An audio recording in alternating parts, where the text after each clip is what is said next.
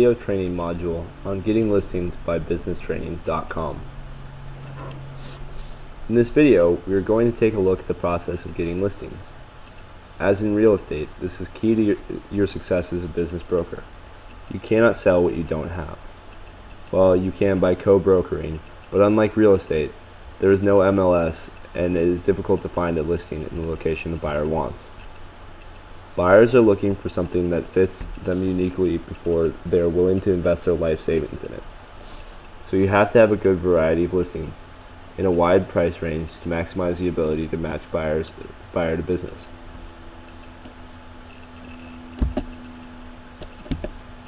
Let's take a look at the different ways of getting listings. Keep in mind that we live in a time of rapid change. New techniques are constantly emerging. We will try to briefly introduce the major categories, and then look at each in more detail. The first area that I refer to as traditional advertising. This involves newspaper, radio, and direct mail, and other things of this type. This is used to be a primary method of getting listings and buyers. The second area is networking. This has always been a good way to get listings. It still is, and has evolved to encompass the digital age. The third area is very traditional. It is cold calling, and most people have a negative connotation associated with it. The next area is somewhat unique to the business broker profession.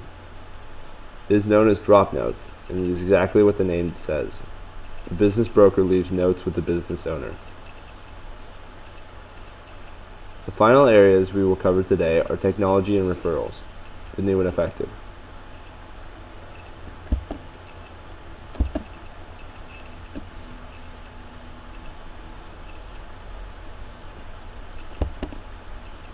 Let's take a look at what we call traditional advertising. Business brokerage used newspaper advertising extensively from its beginnings in the U.S. It used to be common to advertise at least in the local paper on Sunday with either individual ads or in column ads. These were typically businesses for sale and in that classification. Sellers would be familiar with your company, having seen the repetitious advertising. This, along with the yellow page advertising, was a primary way to let people know that you are a business broker. Both of these types of advertising started decreasing around the year 2000 to where today they are seldom used. There are a couple of reasons why. First, both are increasingly expensive. Second, they're not very effective. Newspapers and yellow pages have always been expensive, especially in the larger markets. Now that usage and circulation are down, rates have increased to try to keep revenue up. People do not use either medium as a first choice of looking for anything today. They utilize the internet. Radio and television has always been expensive based on results achieved. When used, it had to be carefully targeted to work at all. Focusing on news, talk, and financial stations and channels gave the best results. I think that the only way that this type of broadcast media works in today's market is if you or your company has a regular show offering advice on small business and entrepreneurship. Direct mail continues to be a successful way to get listings. The key is to have a carefully targeted mailing to business owners. The key is the list used. There are a number of data companies that will provide a list of prospects that meet your specifications. One that has been around for a long time is InfoUSA. This can be an effective way to target larger companies that might want to sell. If you do the mailing yourself, keep in mind that the letter needs to be very professional and well crafted. Telemarketing also it can be effective in many offices. Again, you must have a carefully screened list of prospects. There are several companies that specialize in calling for business brokers. I would recommend you check with others in the industry to see who they have had success with. Unless you write the script and keep the calling in-house, you need to have a good comfort level with any outside firm. They will be representing you and could do harm to your reputation if they are not professional. Billboards are expensive, and I do not know of any business broker who has ever had much success with them. They may help raise your level of self-esteem and ego, but I don't think they will get you listings.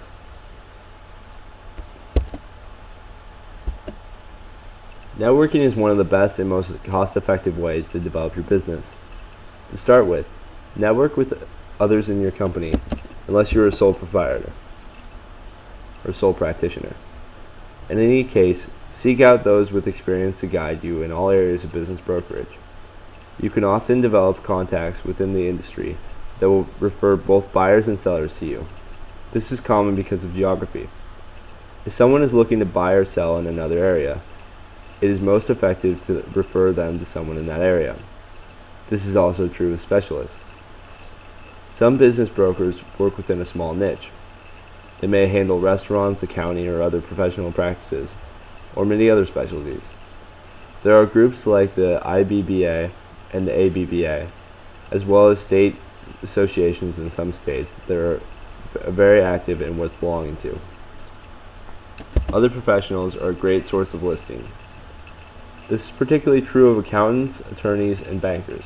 These people are often the first to know that a business owner is thinking about selling.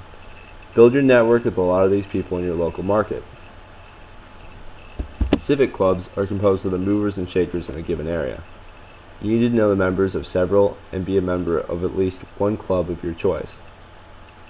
These groups also have a lot of members that are the professionals we just talked about. The local Chamber of Commerce is another great area to network, composed of businesses with a track record of success, or those that want to be successful. They will all look at ownership transfer at some point. You want to be the first one they think of when that time comes. Educational institutions are another avenue to work with in networking. Even smaller junior colleges are always looking for programs on small business and entrepreneurship. The people that come to these programs are serious prospects as buyers and sellers. This seems like a lot of networking, but remember, it is cheap and cost effective. There are many other opportunities to network. In short, tell everyone you meet what you do. It is very likely they will be interested, having never met a business broker before.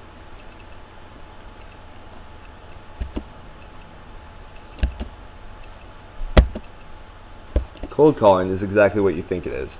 Most people hate the idea of contacting people they don't know to try to sell them something. In business brokerage, it is a little different than some other sales areas. To be successful, you must believe in what you're selling. Keep in mind that you are trying to help a seller sell what is probably his most valuable asset. He needs someone to guide him through the process. You can make cold calls on the phone and in person. Your type of practice in your area will help determine which is the most appropriate. With small businesses, you can drop in a retail shop or restaurant as a customer and get to know the owner.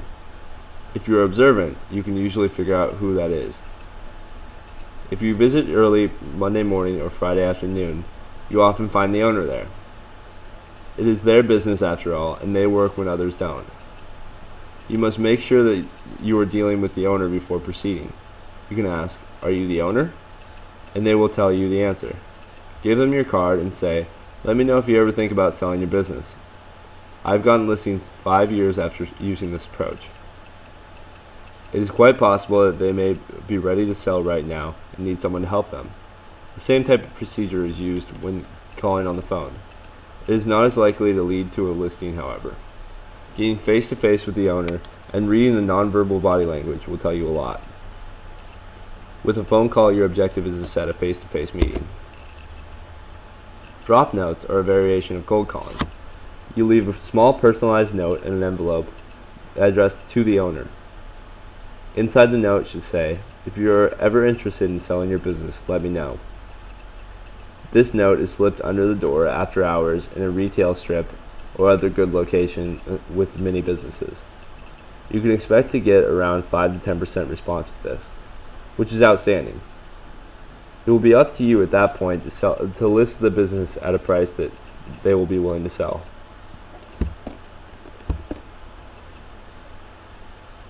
Now we move to the exciting area of technology.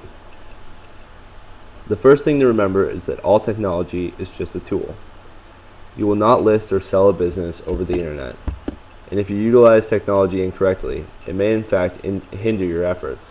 Having said that, it still makes sense to harness the tools of technology to multiply your reach. I don't know any business brokers operating today that do not have a website. There are many of them that don't have very good ones though. If you are an expert in web development, you can certainly create your own site.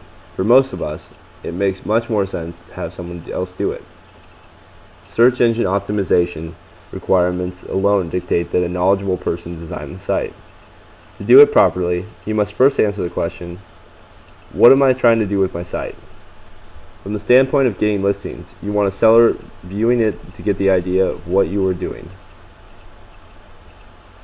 Having pages dedicated to answering common questions and providing other useful content will have a positive impact on potential sellers looking at your website. Another important part of technology is having the ability to move documents easily when needed. You should have the ability to put all important content into PDF format. Fax machines should be utilized only as a last resort. One of the newer aspects of technology is social media. This area is changing rapidly and has the potential to change the way we do business. I will caution you to remember that confidentiality is very important to the business brokerage profession. Real estate people may benefit from the exposure that tweeting each new listing and buyers gives them, but no sane business owner would list with a business brokerage who uses this technique. As we transition into talking about referrals, one final caveat about technology: most business owners you will meet will be older and somewhat set in their ways. They're not that impressed by gee-whiz technology. They want to know that you are competent and understand their situation. You will get the listing largely based on their trust in you. We're covering referrals last, but I'm sure you have noted the connection to them throughout this video. Simply put, they're the absolute best way to get quality listing. When a business owner asks someone they trust, who should they talk to about selling their business, a referral is golden. Once you have been in the business a few years, they will become your best source of new listings. They also happen to be the ones that will sell. Thank you for your attention.